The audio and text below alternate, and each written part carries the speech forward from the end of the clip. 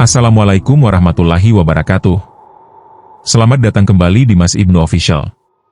Seperti biasa, di channel ini kita akan membahas kisah-kisah horor nyata. Kisah yang benar-benar dialami oleh orang-orang terdekat. Bukan karangan, bukan cerita fiksi. Dan pada video kali ini, Mas Ibnu akan menceritakan sejarah horor yang pernah dialami langsung oleh Bapak Mas Ibnu sendiri saat beliau masih muda, di sebuah kampung yang dulunya masih berupa hutan lebat. Kisah ini terjadi puluhan tahun yang lalu, dan sampai sekarang, kejadian ini masih terus dikenang oleh keluarga kami. Kisah ini bermula saat Bapak Mas Ibnu baru saja menikah dengan ibu. Di awal pernikahan, Bapak masih tinggal bersama orang tua dari ibu Mas Ibnu. Beberapa bulan kemudian, ibu Mas Ibnu mengandung anak pertama, yaitu kakak Mas Ibnu. Mas Ibnu sendiri adalah anak kedua dari 3 bersaudara. Singkat cerita, saat kakak Mas Ibnu berusia sekitar 2 tahun, Bapak memutuskan untuk membangun rumah sendiri. Letaknya tidak jauh dari rumah orang tua Bapak. Namun, kondisi kampung saat itu sangat jauh berbeda dengan sekarang. Wilayah tersebut masih berupa hutan lebat. Belum banyak rumah, dan masih sering didatangi hewan buas atau predator dari hutan. Rumah yang dibangun Bapak pun belum selesai sepenuhnya. Bahkan, rumah itu belum memiliki pintu. Meski begitu, karena keterbatasan keadaan, rumah setengah jadi itu sudah ditempati oleh Bapak, Ibu, dan kakak Mas Ibnu yang masih kecil. Karena khawatir ada binatang buas masuk rumah, Bapak memilih tidur di dekat pintu, tepat di ruang tamu yang masih terbuka, sebagai bentuk penjagaan. Malam pertama, tidak terjadi apa-apa. Malam kedua, juga masih aman. Namun, semua berubah di malam ketiga. Pada malam itu, Bapak tertidur seperti biasa di dekat pintu. Dan di tengah tidurnya, Bapak mengalami sebuah mimpi yang sangat aneh dan terasa nyata. Dalam mimpi tersebut, Bapak berjalan sendirian di sebuah jalan lama. Jalan yang dulu sering dilewati, namun sekarang sudah ditutup dan tidak digunakan lagi. Suasana malam sangat gelap. Dan dalam mimpi itu, Bapak tidak membawa senter. Tiba-tiba, Bapak melihat sebuah senter tergeletak di tanah, menyala redup, seperti sengaja ditinggalkan seseorang. Karena merasa sangat membutuhkan penerangan, Bapak berniat mengambil senter tersebut. Namun, detik saat tangan Bapak hampir menyentuh senter itu, sesuatu yang tak terduga terjadi. Senter itu bergerak sendiri. Bukan hanya bergerak, tapi merambat naik, menempel ke tangan Bapak. Bapak panik. Dalam mimpi itu, Bapak berusaha mengusap dan menepis cahaya senter tersebut. Namun anehnya, tidak terasa apa-apa. Seperti bukan benda, melainkan cahaya hidup yang melekat di tangan Bapak.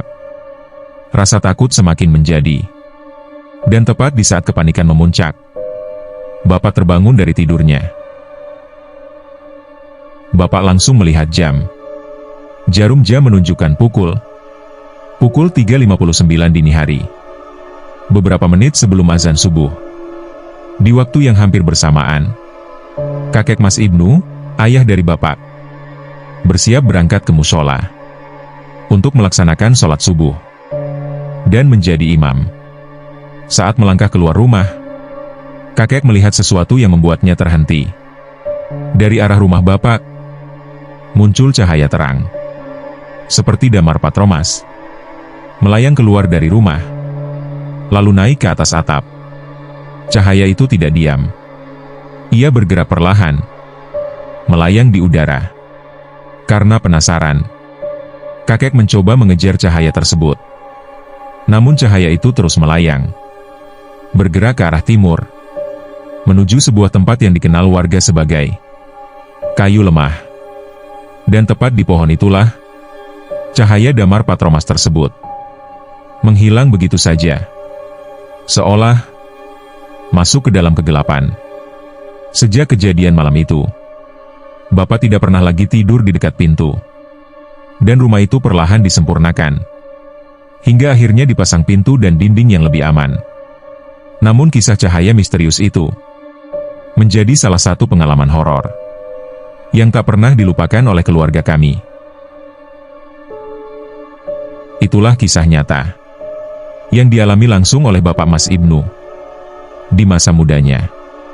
Percaya atau tidak percaya, kisah ini benar-benar terjadi dan menjadi bagian dari sejarah keluarga kami. Jika kalian punya pengalaman horor serupa atau kisah mistis di kampung kalian, silakan tulis di kolom komentar. Jangan lupa like, subscribe, dan share video ini agar channel Mas Ibnu Official terus berkembang. Karena masih banyak kisah horor nyata yang akan Mas Ibnu bagikan. Saya Mas Ibnu pamit. Wassalamualaikum warahmatullahi wabarakatuh. Namun sebelum kita mengakhiri kisah ini, ada satu hal penting yang perlu Mas Ibnu sampaikan kepada kalian semua, yaitu tentang kayu lemah. Bagi masyarakat Gapura, nama kayu lemah bukanlah nama sembarangan. Tempat ini sejak dulu dikenal sebagai lokasi yang sangat mistis dan ganjil. Menurut cerita para sesepuh, kayu lemah dipercaya sebagai tempat bersemayamnya benda-benda pusaka leluhur Gapura di masa dahulu kala. Bukan pusaka biasa, melainkan pusaka yang memiliki tuah, penjaga gaib, dan kekuatan yang tidak bisa dipindahkan sembarangan. Banyak orang tua dulu meyakini bahwa kayu lemah adalah tempat titipan, tempat di mana pusaka-pusaka disembunyikan, bukan secara fisik, melainkan secara gaib. Tak sedikit warga yang mengaku melihat cahaya aneh di sekitar kayu lemah pada malam hari. Ada yang melihat cahaya melayang, ada yang mendengar suara langkah, bahkan ada pula yang merasa seperti diawasi saat melintas di dekat tempat itu. Dan yang membuat kisah Bapak Mas Ibnu semakin ganjil, cahaya damar patromas yang keluar dari rumah Bapak justru menghilang tepat di kayu lemah. Seakan-akan tempat itu memang menjadi tujuan akhirnya. Apakah cahaya itu penjaga pusaka? Ataukah hanya memperlihatkan diri?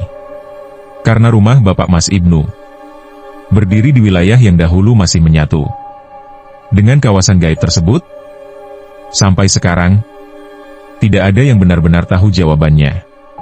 Yang pasti, kayu lemah bukanlah tempat biasa, dan masyarakat Gapura hingga hari ini masih memilih untuk menghormati dan tidak sembarangan mendekatinya.